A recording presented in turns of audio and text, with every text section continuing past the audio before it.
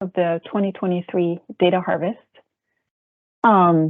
We've got just a few slides here that we want to go over. Overall, the system or our process is not going to be very different this year than it has been from past years. But we still want to give everybody an opportunity to see what that's like, especially if you've never done this before. And Matt, would you mind going to the next slide, please? So today we'll give you a brief overview of the program, the timeline of both submittals and when we expect the data to be available, how you will be able to submit your data and upload your data. And then we'll talk too about the schema and some of the resources that we have available. So as you probably know, the data harvest program began in 2008, and it took until 2014 until we had all counties participating. This is a voluntary program, so the fact that we have all 92 counties participating is pretty awesome. In 2020, Polis started helping the GIO with the processing of the data and kind of adding some additional information to the data as well, and in creating also a geocoder the last few years. And this past year is the first time that we've received funding from the state for data improvement as well. And if you attended our 2024 and beyond sessions last month, you kind of got a glimpse of what's to come in the future. But this year, we're going to stay pretty similar to what we've done before. So the data harvest has been really, we're kind of a victim of our success. The data has been used quite a bit. We have all of these agencies that are listed here are agencies that use the data produced by the data harvest to some extent. Some of them, for example, the BMV, use it to identify the county that an address is located in.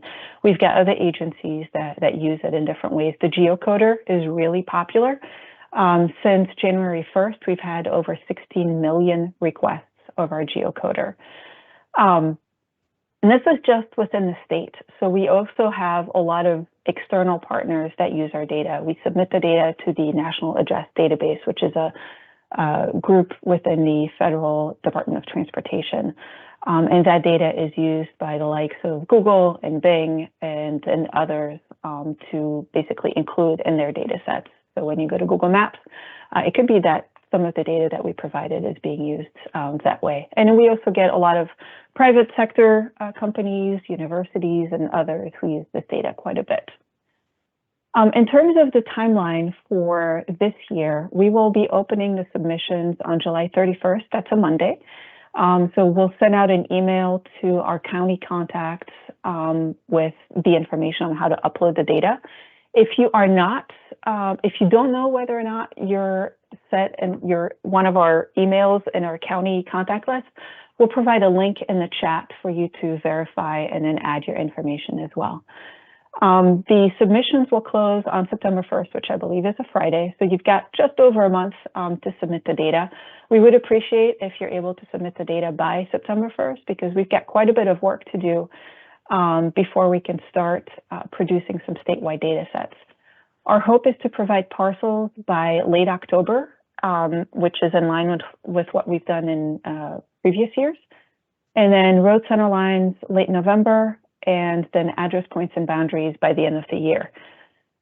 Then most likely in January of 24, we'll have the statewide geocoder and the documentation available as well for all of the data. In terms of the data submission, again, we'll provide that email on July 31st. It'll look similar to what you see on the right. That's actually from last year. We do have a, you can go to the next slide. We do have a data submission form. It's the same as it's been last year, except now it says 2023 instead of 2022. But basically, we'll be asking for your name, what the position is at your agency, your email address, your phone number, the county for which you're uploading data, and then which data layers you would be submitting. We understand that for some counties, different people will provide different data sets, so we just kind of want to know what that is. Once you submit that, once you fill out the survey form, it'll send an email to a few folks, including Danielle at the Polis Center. And at that point, she'll be able to send you an email with instructions on how to upload the data, including instructions on how to submit it via a website or how to submit it via FTP. So the FTP is new this year. Last year, everybody had to submit it via the website, which sometimes was a little tricky, but the advantage is you don't have to install any software.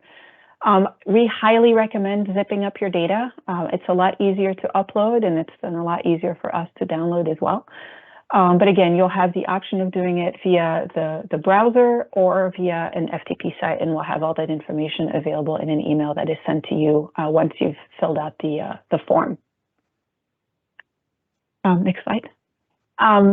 We've got a couple requests. If you keep track of data, for example, that is no longer valid, so maybe you have old streets that no longer exist. I know Marion County is one of those.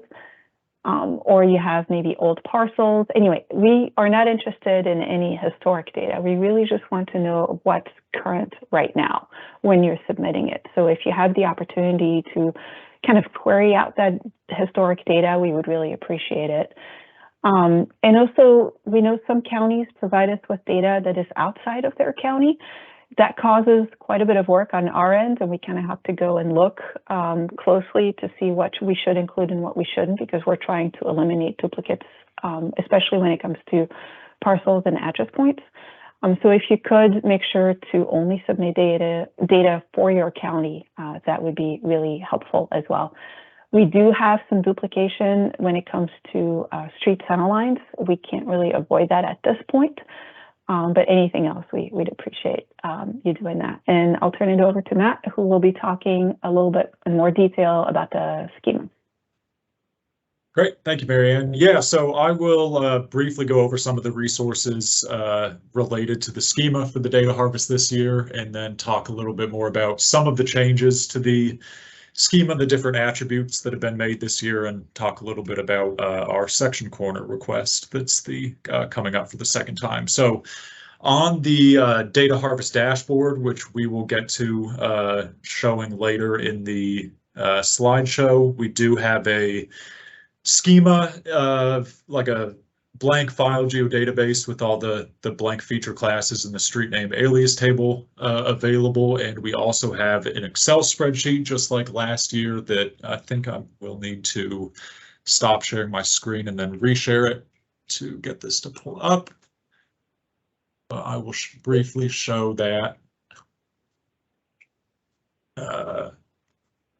spreadsheet as well. We would really like it if you all would be able to fill out this spreadsheet, especially if you're providing data that is not in the same format or the same schema that we're requesting. But we have this kind of crosswalk sheet at the beginning here where you can match the layer from the data that you're providing to how we name the data in the data harvest. But then, as has been done in the past, we have a overview of all the different attributes for each data set. You know, the normal field name, the display name, or the field alias. We have a crosswalk kind of column for the field name within your data if it does not match the exact format that we have. Definition, we have the name of the domain if that field takes part in a domain that's been set up in that geodatabase.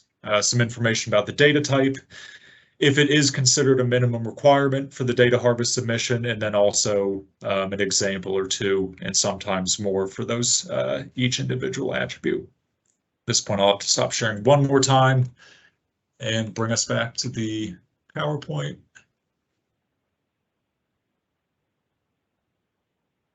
As I said, and on the Data Harvest Hub site, that dashboard is embedded where you can find that zipped link to download that Excel sheet and table. So next, I'm going to talk about in the newest NINA standard, which is the format that we mostly follow for a lot of the attributes that we ask for, especially for street center lines and address points.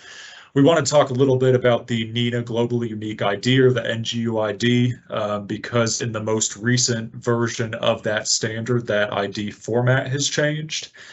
And I do want to note off the top that the content within that identifier does remain the same as it used to, but the actual concatenation method, or the kind of way that that ID is built has been changed. So when you see in the bold text on this slide, the old way used an @ symbol to separate the layer indicator and locally unique ID from the agency identifier, where in the new version of the NINA standard, which is the format that we are asking for this data to be provided in this year, each of those different kind of components of the identifier are all split by colons. So down below those bold sections, we have a brief overview of what each of those bracketed kind of components actually means. So in the new format, all of the NINA globally unique IDs need to be prefixed, I guess, by that URN emergency UID GIS. And in the NINA standard, this is kind of a standardized prefix that is used to define basically that any of the IDs found that have that prefix are coming from a GIS data ID class or classification. Next, the layer indicator is really just an abbreviation of the data set or the data type. So for your address points, that would be SSAP, which is in the NINA format is like site structure address points, and RCL for street center lines or road center lines. And then NINA uses, because it's meant to be compatible outside of the US, A2, A3, and A4 for different kind of divisions of local government. So A2 would be county, A3 would be your incorporated municipality boundary, and then A4 would be an unincorporated community, for example. Locally unique ID should look the exact same as it did from our requests in the past. As long as it's unique for each individual record in the data sets, that's fine. And it can be a combination or any kind of combination of numeric and or text characters. Similar to previous years, the agency identifier is a fully qualified domain name that's representing the provider of the data. So for example, we did hamiltoncounty.in.gov would be anything that came from data that Hamilton County provided in the past. Next, I'll talk a little bit about so NINA has a variety of different community name attributes, especially in the address points and the street center lines. So to help kind of clear up any possible confusion, hopefully we wanted to talk a little bit about these different community name fields. There are 4 of them, so I have 2 per slide and kind of how they all differ from each other. So starting with incorporated municipality, this is one that NINA kind of requires should always be attributed, even if, for example, an address point does not fall within an incorporated boundary.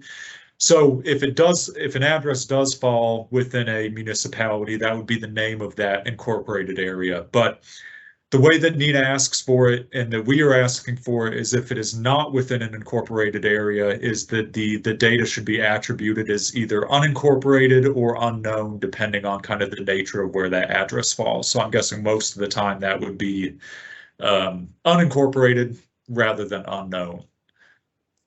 The postal community name is only referring to the city name of the zip code boundary that data set resides in, and is strongly recommended to be attributed if the address is within a USPS service area. And for example, we did a address on this slide that's within Carmel's incorporated area, but as you can see, these attributes are not always going to match up because those postal unit or zip code boundaries do not always match your incorporated boundaries. So while the address is within Carmel's boundary, it's within the Westfield city postal code. So just did want to note that those attributes might not always match up because those boundaries do not always match up. The other 2 community names that we wanted to kind of go over in a little bit more detail were the unincorporated community and neighborhood community attributes. And these are both used to provide some additional kind of locational context to your addresses, even within a incorporated area. So rather than if you're in, say, Wayne County and you have addresses that are not within any of the incorporated areas, the unincorporated community, unless the unincorporated town or city has a relatively well-defined boundary or commonly mapped boundary, is not intended to do, unincorporated Wayne County in that in that area. This is really more meant per NINA to be a place name within like an incorporated municipality. So kind of like a large scale neighborhood or a, as I said, well-defined unincorporated area. And this also differs from a neighborhood community, which is definitely a smaller scale, meant to be a kind of small scale neighborhood or a subdivision or any kind of named area. Typically, we use the example of being the size of a subdivision, and in the example that we give at the bottom there, that neighborhood community is actually the name of the subdivision. So this is an address in Indianapolis that we have on the screen, 2525 North Pennsylvania Street. So that is within the Indianapolis Incorporated Municipality. The neighborhood, so larger scale neighborhood that's within is the near north side, which fits into the unincorporated community attribute. And then the actual platted subdivision that fits within or falls within is Douglas Park, which per that standard, that would fit into the neighborhood community attribute. So this year we also have updated some domains and added some new domains for like state, for example, I believe is a new domain, and we have a few new domains for section corners, which I'll get into a little bit as well. But largest difference was adding some new street name types as the NINA standard and domain classes have been expanded on. And we have done some work to the boundary type domain, which I will talk about in a little bit more depth, I believe, on this next slide. Yeah, so you'll see on the slide, we are asking for a significantly lower number of boundary types for counties that submit that data to the GIO. So we have removed from last year to this year congressional districts, ESN boundaries, metropolitan planning organizations, neighborhood community boundaries, provisioning boundaries, PSAP boundaries, regional planning commissions, school attendance boundaries, unincorporated boundaries, and zip code boundaries are not boundary data sets that we're asking for in that submission, and we have removed from the boundary type domain. So trying to simplify that a little bit, ask for less cluttered of data submissions, and really trying to minimize requesting data sets that often cross county boundaries. So really only boundaries that are within your individual counties is the data that we are asking for this year. And this year's also the first time that we have a set schema for the section corner data maintained by county surveyors. So in the past, I think last year for the first time we asked for section corner information. We did not have any set format or schema for that data, just asked that if you or your county surveyors would be willing to provide it, that they do so. And after reviewing that data in more depth and talking a little bit about this kind of request and what the future of this data submission might look like with some folks from IJIC, we did come up with kind of a preliminary section corner schema that we are asking for this year. And I do want to note that we are really primarily asking for kind of primary section corners, but if counties would like to submit quarter section or quarter section corners or any other corners that represent a part of the PLSS kind of framework, we would happily take that information. One way or one attribute that I do especially want to call out that will help us kind of identify what each point in the section corner data set is representing is this point type field. So that is meant, that does have a domain applied to it, and that is meant to kind of more clearly identify what each point is representing. So if we want to develop as much of a primary kind of section corner data set as we are able to, we can easily query those individual corners out and build that data set from those. Another couple of attributes that I want to note are this county boundary field, which is really meant to indicate if that corner is used to define your county's boundary. Since we get county boundary submissions from so many, all 92 of our counties, there's often a lot of geometric kind of conflicts between those. So if we have, as we kind of strive towards getting a statewide section corner data set, if we can identify if those individual corner points are being used as part of that county boundary definition that will help us build a more accurate and kind of seamless county boundary data set in the future.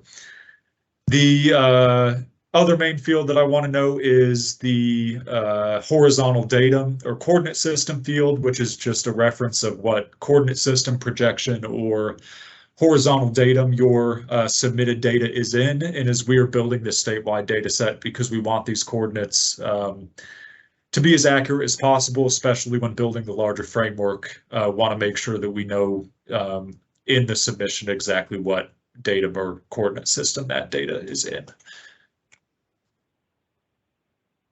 And on that note, section corners are not a part of the fulfillment or requirement for the gold and silver star, still a fully voluntary request, but do just want to note that we do have a kind of desired schema that we are asking for that data to be submitted in this year. So I think if any or many of you attended the webinars in prep for the 2022 data harvest, this slide should look identical to what it did, but we are doing the gold and silver star kind of recognition system again for the data that gets submitted. So a gold star would be provided to a county if they submit all of the layers other than section corners that we are asking for in the desired format, and correctly populate the minimum attributes for address points, street center lines, and parcels that are shown at the bottom of that slide there. To obtain a silver star, we're asking the county submit at least address points or street center lines in the desired format with those attributes from the gold star for those data sets, and submit parcels in the desired format, and then submit any, regardless of format, any data set for administrative boundaries and your county boundary. We'll talk a little bit more about that on the dashboard, but that does feed into what gets kind of publicly displayed on the data harvest dashboard on our hub site. So for resources, we have recently kind of overhauled this data harvest hub site to include some more pages and kind of organize it in a little bit more of a helpful manner. So having easy links and separate pages to previous data harvests in the dashboard so that you can obtain the REST URLs or the kind of pre-zipped data sets for those. Historic data sets has some FAQs, and this will also be where we post some more detailed documentation on all of the individual attributes that we're asking for each data set before the data harvest fully launches at the end of this month. And here is the blank 2023 Indiana Data Harvest Dashboard. This is embedded on the front page of our hub site, but you can also navigate it through a URL that Marianne, if you wouldn't mind pasting in the chat, I would appreciate it since I can't easily do that while I'm presenting. And so as data gets submitted and comes in and reviewed, the kind of pie charts on the right will change and the map will change with different color shading to indicate if that data has been reviewed and verified and uploaded and made available and all that good stuff. But this is where that gold and silver star kind of recognition system comes into play, where counties that have either the gold or silver star will show up in a certain, gold or silver color on that map. And do want to note also on the left side of the screen, once the data's been kind of aggregated and standardized and made available, we will have links to the REST URLs for the updated data sets for 2023 as they're made available, but also the direct download options for the pre-zipped, geodatabases that we will have coming up by the end of this year.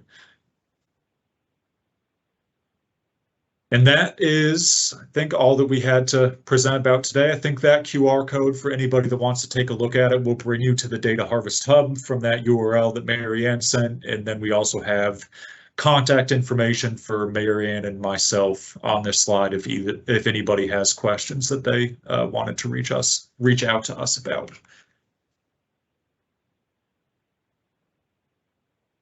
And if anybody has questions, we'd be happy to answer them now.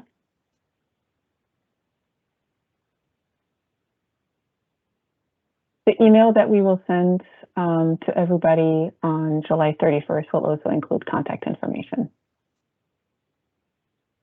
I just want to say hi, everybody. This is Danielle Lefevre, and I think a handful of you guys probably have heard my voice already, but you'll probably be hearing from me to get some data. So just wanted to say hi real quick. Thanks, Danielle. Yep, she'll be your main contact when you're uploading data. She'll be the one looking at the data that you submit. So you may very well hear from her quite a bit depending on your data. Monica, we currently don't, but we will put that on our hub site once we have it available. I'll make a note of that.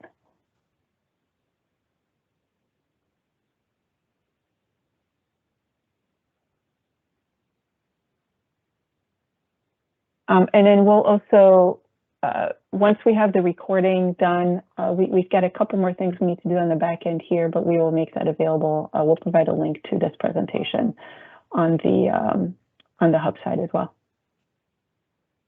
And if you have any questions about the data moving forward, feel free to reach out to Matt or myself. And I guess once you started uploading your data, Danielle will probably be, or if you have questions on uploading the data, Danielle should be your main point of contact. But we'll try to clarify that in the email that we send on July 31st. And I also want to apologize. Our hub site, we found a bug. I just submitted it today to Esri, but it messed up the time. When you set up the event, it does it in Eastern Standard Time, but then it displays it at Eastern Daylight Time, and it wasn't the same. So it showed up as noon to 1 for the presentation today, at least Eastern, and that really should have been 11 to noon. So we didn't realize that until this morning, but you all got the right invite, so you're all here for the right presentation at the right time.